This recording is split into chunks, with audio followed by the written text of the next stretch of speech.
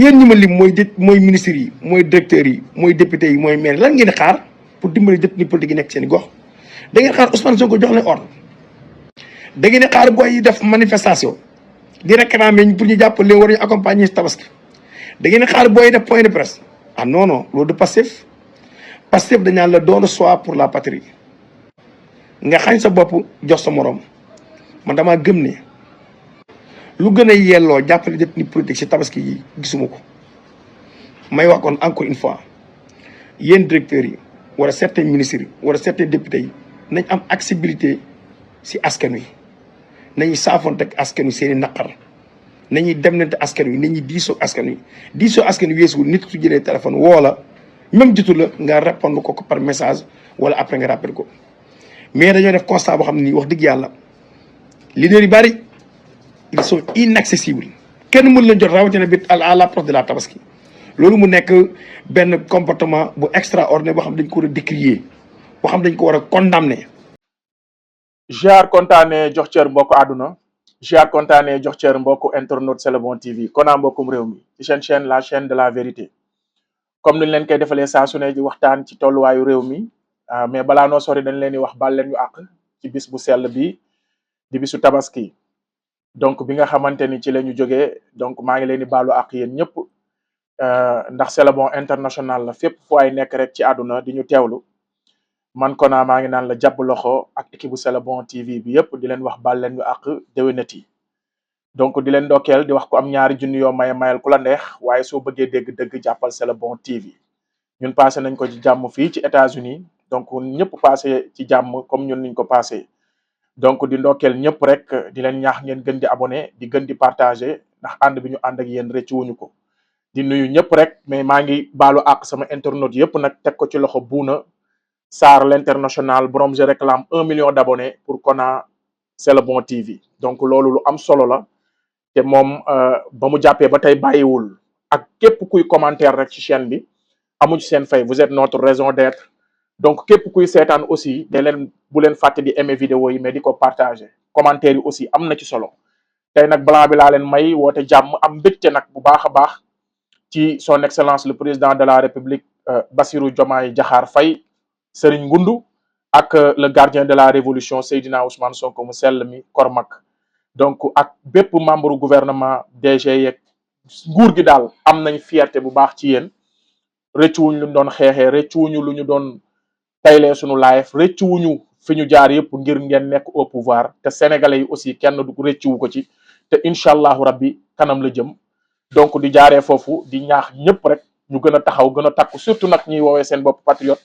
ak ñi nga xam ne ñoo accompagner projet bi ba mu egsi fii tey maa ngi leen di ñaax nañu gën a góorgóorlu gën a taxawaat vidéo bi sax ñoom laa ko jagleel sama mbokk ñi nga xam ne ñoo accompagner projet bi mooy ñiy woowee seen bopp patriote te nekk ay patriote nag teg ci ñi nga xam ne aussi ñoo taxawoon ci ginnaaw projet bi de près ou de loin foo mënti nekk koo mën a doon yow yaa moom message bi ma yëkkati ginnaaw ndokkeel bi ñu ndokkeel sunu njiit yi ci bëgg ak patriotisme bu ñu wone siggil gi ñu siggil jaaree ko ci ministre bi nga xam ne tey moom El Malick Ndiaye El Malick Ndiaye fierté nga man jàpp naa ni Pastef bu fekkoon ni tey jii am na kenn koo xamante ni tey jii jafe-jafe am na jàpp naa ni ñiy des ci gouvernement bi ci ngay bokk ndax maanaam lala ca boole moo yéeme maanaam nekkul koo xam ne da ngaa toogoon ci ruq bi rek am sa xam-xam comme ñeneen ñi ñu tànnee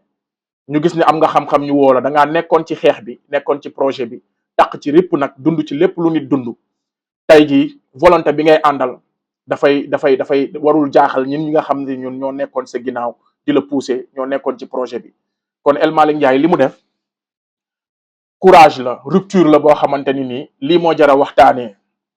moo tax may wax sama mbokk patriote yi surtout nag ñu woowee seen bopp influenceur ñi nga xam ne tey xeex nañu wax nañu seen image seen kàddu seen lépp tax na tey jaam ñi egsi fii dama ciy dégg ñu bari ñuy revendiquer di wax naan gars yi dañoo injoignable ak ñi nga xam ñoo bokk Pastef rek ñi nga xam ne tey ñoo doon xeex ñoo nekkoon en connivence ak ñi nga xam ne tey ñoo nekk ci pouvoir bi tey jikko commencé ko ci Ousmane Sonko ci son excellence le président de la République ba ci ministre bi gën a tuuti damay gis ñu li leen interpeller di leen wax ni dañoo xaw a naqaree jot par rapport ak ni ñu leen daan jotee. Da ngay gis sax ñu may dégg ñu naan bi ñu nekkee ci xeex bi ñoom ñoo ñu daan woo, instant bi ñun dañ leen di woo di am problème. loolu mooy dëgg. wax naa ko ci ay live, wax naa ko, mais dama koy gën di waxaat. nee naa leen fi mu toll nii li ñu ñaax ñii ñu fal du di leen woo di leen jot, amul solo. man jàpp naa ni sax liñ leen war a doyee dëgg mooy au service du peuple. ñu nekk ci jafe-jafe askan bi. loolu la leen Ousmane Sonko chef gouvernement bi sas. loolu la leen askanu Sénégal 54% yi sas. te ñun aussi ñun ñi nga xam ne ñoo fësoon peut-être ñun loolu lañ leen war a sas, du suñuy jëmmi bopp. su ma waxee nag wax dafa metti, gars yi dañuy foog ni non gars yi dañ leen reconnaissance dafa war a am. mais leader bi woo naa ko jotuma ko, te dama ko daan woo di ko jot parce que bi nga koy woo di ko jot boobu yow sa leader kese la woon, leaderu Pastef la woon. léegi nag leaderu nation la. tey El Malick Ndiaye ministre nation la. askan wi yëpp ñoo am ci moom cër. donte nag ñëpp lañ war a bàyyi xel, ñëpp lañ war a jox cër, ñëpp lañ war a ku leen woo da nga leen war a jot. waaye dama joxe exemple rek ci keroog live bi ñu ma invité ma dégg fa ay nit di wax loolu, te ñoon ñi ay patriotes yu mag a mag yoo xam ne du ma leen xeebal seen njàmbat. mais man jàpp naa ni soxla bi ñu war a am ci autorités yi mooy soxla bi ñu war a am ñoom liñ leen sant pour ñu fajal ko askan wi. muy ki ñu dénk wàllu ndox mi na fexe ba ndox mi yaxan, ndox mi sell, askan wi di ko jot nu mu waree. ki ñu dénk wàllu transport bi comme El Malick Ndiaye doxalin wii la ñu soxla. mën nga di woo di ko jot chaque jour te pourtant li ko tax nga fal ko, li askan wi di xaar ci moom defu ko. kon yow yaay am mbégte ci moom, mais askan wi duñ am mbégte ci moom, te yow kese faluloo ko. donte nag yow mi bokk ci parti bi, yow mi nga xam ne yaa doon xeex ba ñu tëj la kaso, kenn gënu laa jàmbaare, kenn gënu laa taxaw. li nga participer kenn participer wu ko peut-être, waaye bi ñu demee ba falu yaag askanu Sénégal 95% wala 100% sénégalais yépp, 17 millions de sénégalais ou 18 millions de sénégalais yépp yéen a yem ci El Malick Ndiaye. fi mu toll ni ñun ñii di woowee suñu bopp patriote, ñun ak ñi waa APR ñoo yem ci Ousmane Sonko.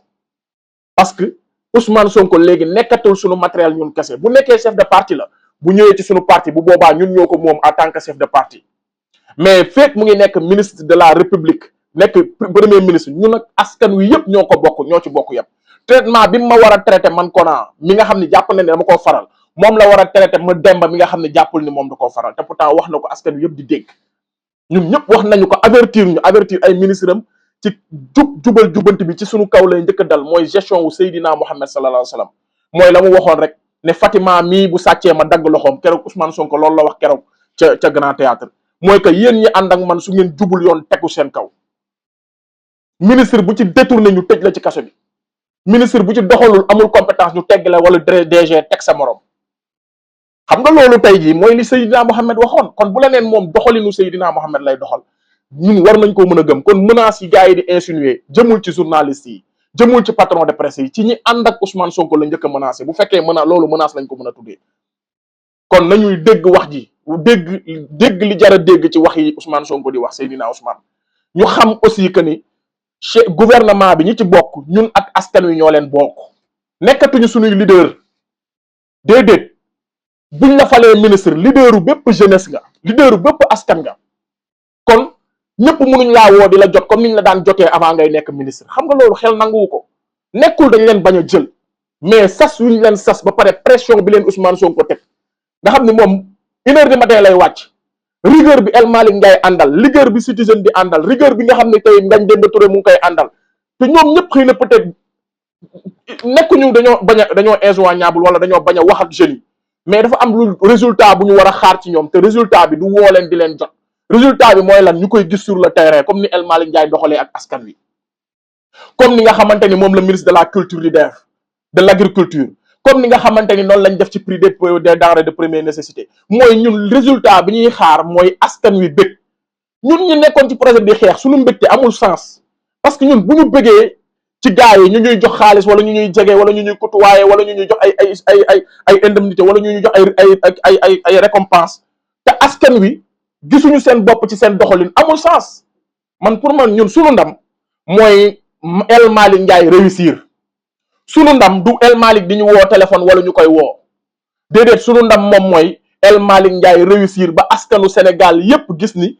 liñ doon xeex di leen ko wax loolu mooy dëgg, ñi ñoo gën ci réew mi. sunu ndam mooy Citizen réussir ci projet biñ ko jox pour mu doxal li muy doxal liñ suñu ndam mooy Ngagne Demba Touré réussir loolu man boog pression boobu laa amee man. kon nag bugguma waa APR di teg pression suñu njiit yi ñun aussi ñu leen di teg pression parce que damaa gis benn vidéo wan naa leen ko ma dégg Diop Taïf di expliquer li mu wax xamul gravité bi ci nekk interpeller DG yi tey tabaski baa ngi nii jeex na tey loolu mu doon interpeller DG yi ne nañu jox les ex détenus nañ leen lan lañ leen di jox DG yi bu dee seen salaire lañ am seen salaire pour seen njaboot la te dimbali leen ma far force teguwul fenn les ex détenus ay jàmbaar lañ mais li ngeen li président de la république wax mooy dinañ leen indemniser kon nag même bu fekkee yaa ngi demander aide mais dem leen ngeen demander ko fi ngeen ko war a demander mais réseaux sociaux yi nekk fa mel ni dafa war mooy que yéen DG yi yéen ministres yi war ngeen a jàpp ci détenus politiques yi léegi dañuy jël alalu askan muy joxe ko non loolu la ñuy xeex on ne peut pas vouloir quelque chose et son contraire ñun mënuñu ne ñun dañoo ne xeex rupture tabaski di am ñuy jox ay quota di jox ay griot traditionnel di séddalante suñu biir bàyyi askan wi non non non non même bu dee ay détenus politique ay ex détenus politique lañ la communication dafa am solo munoo ne man don de soi pour la patrie laay joxe damay xeex ngir sama réew mooy damay xeex don de soi Diop Taïf loolu la wax ci ay waxam ba pare ne gars yi dañ leen war a jox seen tabaski mais boo nee man don de soi kay mooy damay oubli de soi sax lu Ousmane Sonko wax dañuy fàtte suñu bopp pour suñu askan te amul fenn fu ñu bind ci république bi wala ci loi yi ne fête de la tabaski bu amee da ngeen war a jàppale ñii ak ñii ak ñii te DG yooyu nga wax seeni salaire la ñu am wala boog da ngaa bëgg ñu def détournement jox gars yi ku ko am mu def ko te yàlla tax waaye jug leen ndax da ngeen di xaar Ousmane Sonko wax leen ko mel ni loolu dafa nekk dëgg loolu c'est grave teg pression ñu jiital la te ñun waruñoo jiital ay nit pour résultat wu askan wi ñu leen di teg pression pour suñuy bëgg-bëgg bopp c'est très grave te boo nee des ex-détenus politiques mais le président de la République c'est un ex-détenu le premier ministre c'est un ex-détenu kon booy jooy di jooy ba yow ñi nga xamante ni tey ñoo nekk ci nguur gi tey di ko gérer tey 90% ex-détenus politique lañ kon Diop Taïf xooxaatal li ngay revendiquer lan la et aussi encore une fois quand tu parles au nom des détenus ngay xam looy wax nga bañ a waxee sa émotion bopp parce que yaa ngi mettre à mal beaucoup de gens yu nga xam ne ay détenus politiques lañ te li ngay wax ànduñu ci ak yow jooy yi ngay jooy ànduñ ci ay yow lamenté wu bëgg yërëmti wu ak victimisé wu da ngay dem ba da ngay ni maanaam da ngay décrédibiliser impact bi détenu politique yi am tout le monde est fier de ses combattants ñëpp askanu Sénégal ñëpp a fier ci yéen mais am na yenn revendication yoo nga ni di ko wax nit ñi di dégg jàppale leen ñu far force day mel ni que da ngeen a am échange bu ngeen def wala da ngeen foog ni vous avez quelque chose de plus aux autres gens yi nga xam ne ñoo leen doon dundal yéen bi ngeen nekkee ci kaso bi mais am na ñoo xam ne tey ji ñoo leen doon dundal yéen di sonn ci yéen am na ñoo xam ne xam naa leen Europe la ñu nekk États-Unis mën naa ci tund kenn rek Bouye Wade tey lay doog a mën a ñëw Sénégal Akon Niass dañ doon lekk dajale seen alal di jàppale askan wi te ñoom mënuñoo ñëw Sénégal ndax dañ leen fichier kon ñi nga xam ne ñoo même ki tëju ci biir néegam yor kursam di ñaanal waa projet bi kooku am na lu mu ci def kon ñëpp nag buñ bëggee taxaw ne man dañ maa war a jox mais bu boobaa dafay mel ni séddoo ak pàccoo te Ousmane Sonko taxaw na ci meeting de clôture bu leer nañ mu ne képp ku yaakaar ne suñu faloo dañuy séddoo wala ñuy pàccoo demal dox ci say soxla mais loolu pour yéen ñi toogoon foofu ñoo ko moom loolu pour askan wi yëpp ñoo ko moom pour ñun ñi ànd ak moom ñëpp ñoo ko moom kon kaanu bu ñuy wax nañu wax lu am solo lu ñu wax lu tegu te moytu di wax yenn wax yoo xam ne pour wax kese di bëgg a teg pression ñu ñu jiital pour suñuy bëgg-bëgg bopp nañu fàtte suñu bopp tey Ousmane Sonko bu fàttewul woon boppam tey duñu egsi fii ba tey élection amagul mais dafa def oubli de choix ñu ne ko nañ la dugalaat ci élection yi nañ ko delloo ginnaaw renvoyé ko nga bokk mu ne leen déedéet Sénégal moo ma ëpp kon ñun mënuñu ne Sénégal la ñuy xeexal ay don de soi la ñuy def te ku ciy wax loolu lay njëkkee Diop Taïf loolu nga njëkkee ñun don de soi la ñuy def ba pare naan DG yeeg ministres yi da ngeen a war a génn jàppale détenu politique yi mais te DG yeeg ministre seen salaire la ñu am te nag wax dëgg yàlla nag seen salaire yooyu c'est pour seen njaboot la xanaa ku ko mën comme ni ko kii defee Bilal Diatta defee ku ko mën nga def ko te yàlla tax waaye dimbali leen ma far force loolu laa musul dégg te loolu dañ ko fi war a jëlee nit ki kenn du ko mere ci alalam dimbali leen ma jug leen ngeen dimbali ñu ba pare di ko exiger mel ni lu dëggu la mel ni lu force la loolu laa musul comprendre. Ressaisissez-vous s'il vous plaît. boo jiitee ay nit da ngay xool même bu émotion amee ci nit ñooñu yow mii jiit bi yaa war a tempérer nit ñi yaa leen war a dalal mooy yow bu dee yow yaa jiite les détenus politiques bu dee yaa yor seen communication même bu fekkee ñoom comprendre duñ di excité wu yow yaa leen war a dalal mais bu dee ñoom lépp lu ñu ju jooy yu sew sewaan rek nga génn teg ko ci penc mi bëgg a imposer leader yi pour ñu topp seeni bëgg-bëgg leader yi bëgg-bëgg askan wi lañ leen topploo bañ leen di toppal seen bëgg-bëgg yéen boobu leaderu Pastef la ñu woon dañu war a topp seen bëgg-bëgg parce que ay militant ngeen te Birame Souleye Diop nee na grade bi gën a rëy ci Pastef mooy grade militant mais fi mu toll nii ils sont là pour servir la nation il faut que ngeen comprendre loolu ñun ak ki gën a bañ Ousmane Sonko fi mu toll nii ñun ñëpp ñoo war a yem ci askan wi lu ñu moom ñun ñëpp ñoo war a yem même traitement ci li askan wi moom il faut que ngeen xam loolu di leen woo di leen jot baax na su mënee nekk mais imaginez tey ñoom ñëpp dañoo mën patriote bu leen woo jot leen combattant bu leen woo jot leen yéen ñi leen doon woo yëpp ci xeex bi avant ñuy nekk ci nguur mais ñëpp bu ñu leen bëggee woo par jour di leen jot mais ñoom est-ce que dinañ liggéey et yéen bu ngeen leen di woo sax lu ngeen leen di doyee man dama leen bëgg xamal da ngeen leen war a ñaax ñu dem ca liggéey ba